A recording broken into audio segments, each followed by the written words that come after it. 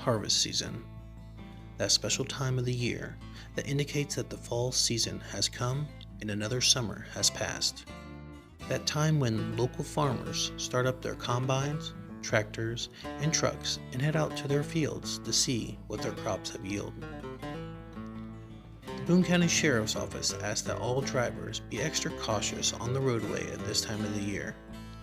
With additional large farm equipment on the roadway, it is important to plan ahead and get out earlier than you normally would to get safely to your destination.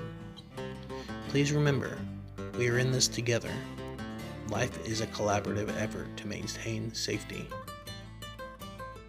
Help us, help you, help them.